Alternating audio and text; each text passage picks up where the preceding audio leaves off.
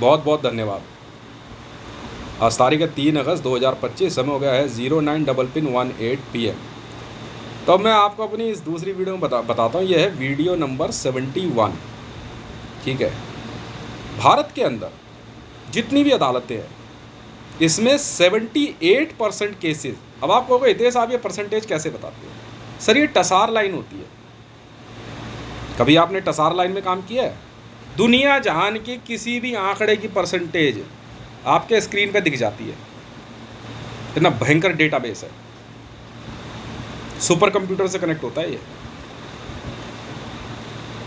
खरीदना पड़ता है, पैसा लगता है, समझे? आप पता तो करो, भारत सरकार में ट्राई में पता तो करो हितेश मंडल ने जो हॉटलाइन ले रखी है वो कैसे काम करती है और पर डे कितना है। शुरुआत में मैंने पता है कितने की ले रखी थी। अब तो बहुत सस्ती मिली मुझे, फॉरएवर मिल गई है। जी हाँ, 800 करोड़ रुपया पर डे हॉटलाइन पे चल रही थी बात 2020 से, जनवरी महीने में 12 जनवरी से 800 करोड़ रुपया पर डे इंटरपोल से ली थी मैंने हॉटलाइन।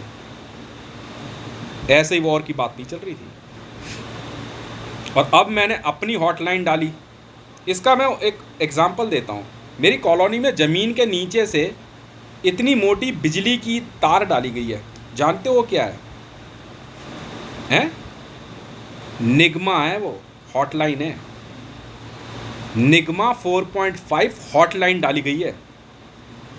क्यों भैया, निकल गई ज़मीन पैर के नीचे से? भारत सरकार की अपनी हॉटलाइन ऐसे ही डलती है। ये बिहारी जो कह रहे हैं ना, वो कुद्दन डालते हैं, उसमें एक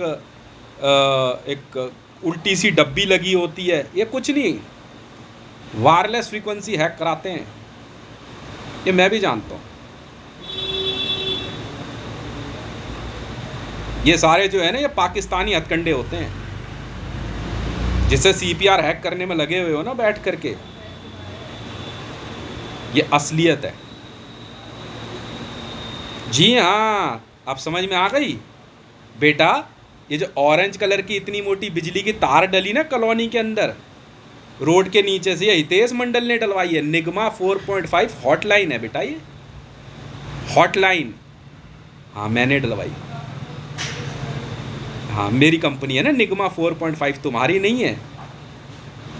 अब समझ गया? बिजली के खंभे पे चढ़ के जो उछल रहा था ना कि यहाँ पे ये मीटर रीडिंग भेज देगा 1030, टसार बम का नंबर है। हाँ बेटा, चिंता ना कर, देख अभी क्या रगड़ाई करता हूँ तुम सबकी में। समझ में आ गई? ये निगमा 4.5 हॉटलाइन डली है, और ये हॉटलाइन मेरी है, तुम्हारी नहीं है। मेरी कंपनी की है ये। जानता है कौन सी कंपनी है ये? हितेश रेवन। इसी में है बाकी सारी कंपनियां। क्यों?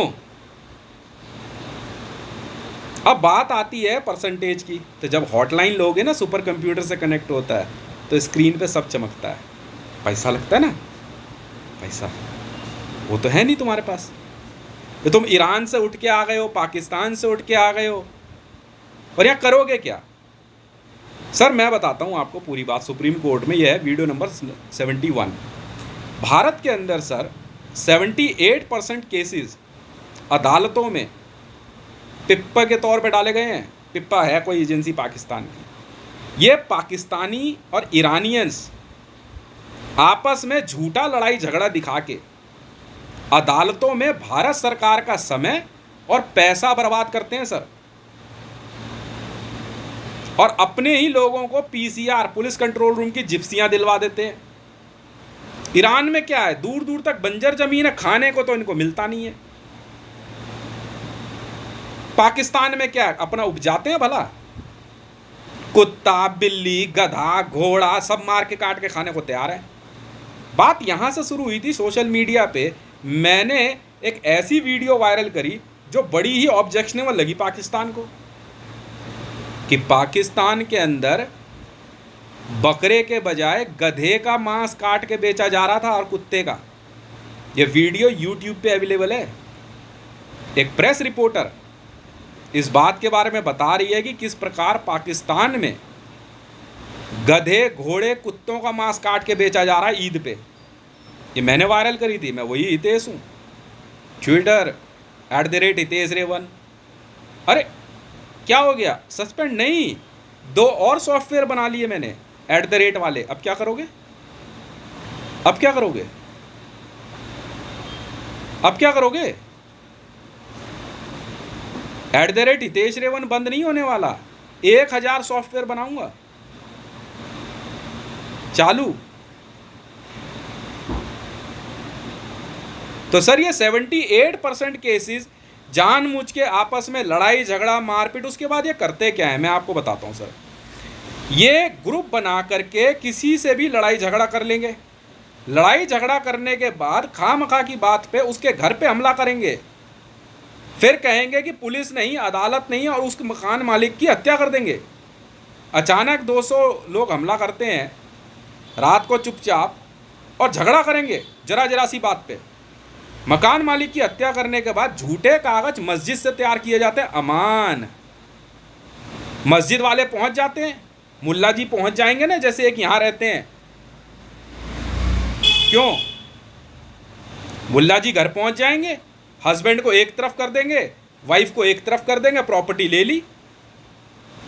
क्यों भाई साहब? ये अमान का खेल बहुत अच्छे से जानता हूं। अमान सर पाकिस्तान की कंपनी थी, मैंने पकड़ ली गर्दन इनकी। और उसके बाद सर प्रॉपर्टी पे कब्जा करने के बाद वो प्रॉपर्टी सऊदी अरेबिया के किंग सलमान को दे दी जाती है। पर सर ये इस खेल में कामयाब नहीं हो पाए, क्योंकि मैंने अमान पकड़ ली और अमान कंपनी का एक ऐसा लिंक मैंने उधेड़ दिया जिसके बारे में प्रियंका चतुर्वेदी पूछने के लिए जो है ना बड़ा ललायत थी। ठीक है प्रियंका चतुर्वेदी जी, लिया है पंगा तो रोता है क्या? आगे आगे देखिए होता है क्या। मैंने पाकिस्तान में डिमोनेटाइजेशन के बाद 500 करोड़ रुपया इन्वेस्ट किया। जो $450 मिलियन US दिया वो एक अलग पैसा है, पर प्राइवेटली भी एक पैसा भेजा मैंने वर्ल्ड बैंक के थ्रू, 500 करोड़ रुपया, जो कि शेख राशिद जी के थ्रू गया। शेख राशिद जी से मेरी बात हुई तो शेख राशिद जी ने कहा कि हितेश ऐसा है, हमारा तो यार डिमोनेटाइजेशन में बहुत नुकसान हो गया, अगर हमें फाइनेंस कर दे तो बड़ी बात होगी। मैं कहा सर कर देता हूँ। पहला 500 करोड़ रुपए गया तो उन्होंने कहा कि और फाइनेंस कर सकता है। मैं कितना फाइनेंस चाहिए, पर भाई मुझे मेरे पैसे की वैल्यू चाहिए। कह रहे वो मेरी जिम्मेवारी है। चलो खुशी की बात है भाई, एक व्यक्ति किसी भी देश में हो, हम तो फाइनेंसर हैं, बिजनेस चला के दे रहा है तो उससे बेहतर इंसान कौन हो सकता है। मैं सर चलाइए। और शेख राशिद जैसा नाम जो कि पाकिस्तान की संसद में कुर्सी टेबल तक किराए पे देता हो पाकिस्तान की संसद में। तो जी सऊदी अरेबिया की एक कंपनी को बुरा लग गया, अमान को। वहाँ से एक मैसेज आया मेरे पास, मैं सो के उठाई था, मैं कहा कौन बात कर रहा है ये। इन्होंने ऑफलाइन मैसेज डाला था, मैंने रिकॉर्डिंग मंगवा ली। जीपीएस रिकॉर्डिंग थी। जीपीएस रिकॉर्डिंग में बंदे ने बताया कि हितेश भाई ऐसा है, आपने जो पाकिस्तान में पैसा दिया था उससे हमने एक कंपनी बनाई है, उसका नाम है अमान। मैं कहा शेख राशिद जी? कह रहा हाँ मैं उन्हीं की कंपनी में काम करता हूँ, उन्होंने ही बताया है। मैं कहा ठीक है, और बारादारी के पास कहीं पे ऑफिस है। मैं कहा अच्छा जी। कह रहे हम जो ब्याज का काम करते हैं उसमें 2 करोड़ रुपया ब्याज देते हैं 10% पर डे पे। 10% पर डे? मैंने कहा यार कौन दे पाएगा इतना ब्याज है। मैं कहा यार ये तो बहुत गलत काम कर दिया तुमने। मैं नाराज़ हुआ उस पर बाकायदा। ये बात आप पूछ भी सकते हैं। यहाँ से खेल शुरू हुआ सर अमान का। अब बहुत दिन होगा भाई, मैंने कहा पैसा कहाँ है मेरा, प्रॉफिट कहाँ है। मैंने सर गूगल पे, मेरे को पता लगा अमान का खेल। मैंने कहा यार, मैंने कह रहे कंपनी बना रखी है। मैंने कहा चल गूगल पे सर्च करता हूँ, क्या पता वेबसाइट बनाई हो। मैंने गूगल कर दिया सर अमान, पाकिस्तान से मैसेज आया था मेरे पास। और जब मैंने अमान गूगल किया ना सर, तो ग्लोबल सिक्योरिटीज़ का वो निकला एक लेटर हेड। ग्लोबल सिक्योरिटीज़ के लेटर हेड से ईबिक्स का लिंक खुला, और जब ईबिक्स का लिंक खुला तो उसमें सुमाना ब्रह्मा के नाम से मरियम नवाज की फ़ोटो लगी हुई थी। मैं कहा ये क्या खेल है। ये कहाँ से आ गई? अब आप कहोगे कि इसमें अमान कंपनी कहाँ पे है? अमान कंपनी एक ऐसी कंपनी है जो सऊदी अरेबिया में लोगों को नौकरी दिलवाती है सर। तो ये करते क्या है कि अगर भारत में के अंदर कोई मर्डर वर्डर कर दिया किसी ने, तो उसकी ये प्रॉपर्टी लेके उसको सऊदी अरेबिया में नौकरी देते हैं।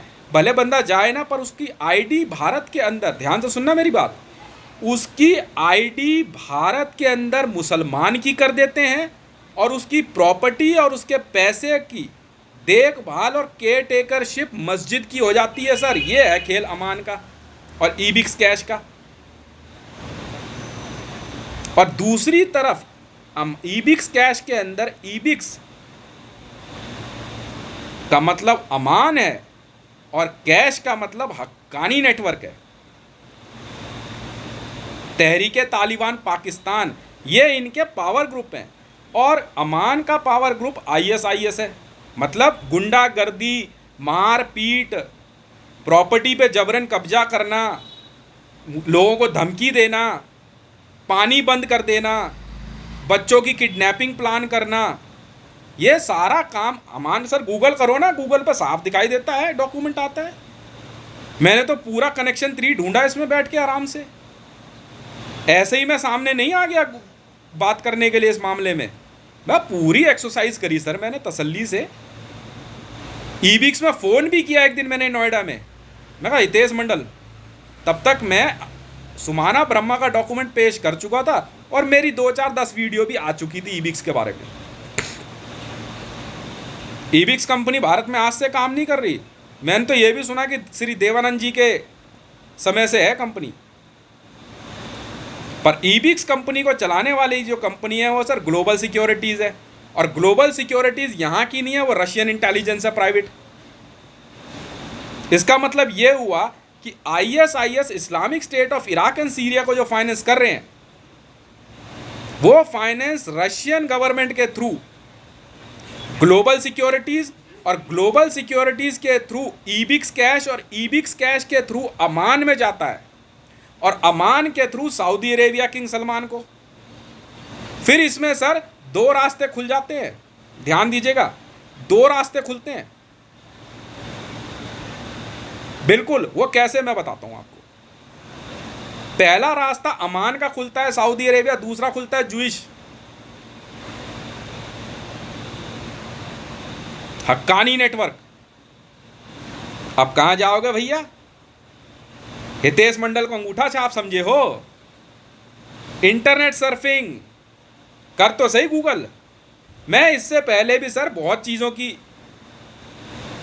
जांच पड़ताल उधेड़ चुका हूं और ये सब गूगल पे ही मिला मेरे को। मैं नहीं जानता किसी मरियम नवाज को, ना मैं कभी मिला इससे। हाँ, बात होती रही है फ़ोन पे, और ना इसने मुझे हिंट दिया। पर जब मैं अमान के बारे में ढूंढ रहा था, मैंने अमान है क्या यार, तो भाई पता चला कि भाई क्या कहते हैं, प्लेसमेंट कंपनी की तरह काम कर रही है ये। और पर ये बात करते हैं तो सिर्फ क्या कहते हैं, जीपीआरएस में बात होती है। तो जीपीआरएस में बात होती है, पर इनका तरीका सेम है। अमान कंपनी आपको, अब सर एक बंदे का मकान है, उसका मकान के कागज़ ले लिए, मेरे मकान के कागज़ भी ज़बरदस्ती छीने गए हैं। जवाब मुकेश तू देगा, तू अमान में है। पार्लियामेंट में इकरा हसन का बयान है मेरे पास। इकरा हसन क्यों झूठ बोलेगी तू अमान में नहीं है? अमान के थ्रू इसने प्रॉपर्टी के पेपर पे अपनी उठाया होगा पैसा, 2, 4, 5, 10, 20 करोड़ इनको एडवांस से मिल जाता है। उसके बाद ये उन्हीं के साथ मिलके, मस्जिदों के साथ मिलके कहीं पे भी रात को हमला कर देते हैं सर। दंगाई हैं ये। और यहाँ तक कि मैं एक बात बताऊं सर आपको, ज़बरदस्ती किसी के ऊपर लोन चढ़ा देंगे 2 करोड़ का, 4 करोड़ का, किसी भी औरत पे। तूने फला कह दिया था, तूने चिल्ला कह दिया था, 2 करोड़ रुपया दे, और 10% पर डे के ब्याज पे अनाप शनाप ब्याज हो जाएगा। तेरा घर परिवार करोड़ों अरबों ट्रिलियन। बाप दादा के जमाने में देखा है तूने कभी इतना पैसा है बे? मतलब आपसे अगर कोई रोड पे अगर आपने थूक भी दिया तो आप पे 2 करोड़ रुपए का कर्जा चढ़ा देंगे। ये मैं भुगत भोगी हूं ना मेरी कॉलोनी के अंदर। एक दिन क्या हुआ जी, मैं सुबह सो के उठा, मैं देख रहा मेरे घर के बाहर इतने लोग कैसे खड़े हैं, पर वो बात दाएं बाएं कर रहे थे, पर ब्रेन वॉइस में क्या, अब देखो ब्रेन वॉइस आ गई ना, ब्रेन वॉइस में क्या बोल रहे, कह रहे हम शर्त लगा रहे हैं मंडल ने अमान से पैसे ले रखे। मैंने कब ले लिए अमान से पैसे? मैंने कब लिए?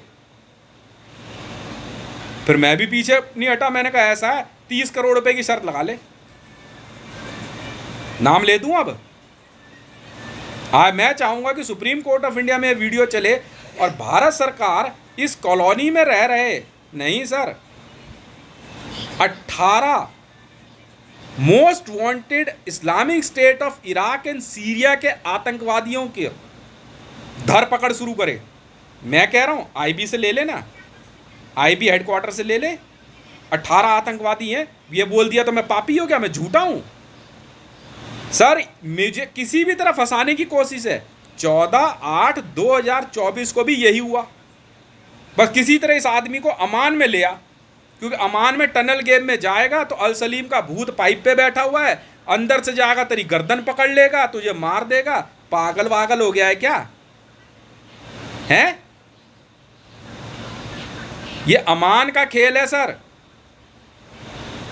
और चोरी छुपे किसी अज्ञात जगह पे या सुनसान जगह से जमीन के नीचे जाके ऑफिस बना लेंगे। कहीं किसी को भी मार दिया, अमान वाले आएंगे, आपको नीचे ले जाएंगे अमान सेल में, नकली वर्दी में पुलिस वाले बैठे हुए हैं। मेरे घर पे 14/8/2024 को जो हमला हुआ, पुलिस की वर्दी में, वो सब के सब अमान के लोन डिफॉल्टर थे, पाकिस्तानी पुलिस वाले थे। सर आप कृपया करके इस बात को लिखें। मैदानगढ़ी पुलिस स्टेशन ले जाया गया मुझे, सब के सब अमान के लोन डिफॉल्टर थे, सऊदी अरेबिया से आए हुए थे ये, और पाकिस्तानी थे। अचानक जमीन के नीचे से गड्ढे से निकले, पुलिस की वर्दी पहनी और पहले से दिन और तारीख तय कर रखा था। और सैटेलाइट के अंदर जो है बंदे को पहले ही ये क्या कहते हैं दोषी ठहरा देंगे, और उसके ऊपर सर क्या कहते हैं कुछ नहीं करते, लेजर मारते हैं दूर से, तो बंदा घबरा जाता है, उसकी हार्ट बीट तेज हो जाती है। और अरेस्ट करने से पहले उसके घर के बाहर MBRL फ्यूल गिरा दी जाती है। कल रात को मैंने बताया नहीं, एक गाड़ी वाला MBRL फ्यूल गिरा के गया, मैंने कहा देख ले कितने प्यार से ओला उबर वाले जो है गाड़ी खड़ी करते हैं, नीचे से फ्यूल गिरता है। सबकी जितनी फ्यूल है सर, सबके अंदर कैरोसिन और टर्मिनेटर नाम की दीमक मारने की दवाई मिक्स है। ये हालात हैं सर।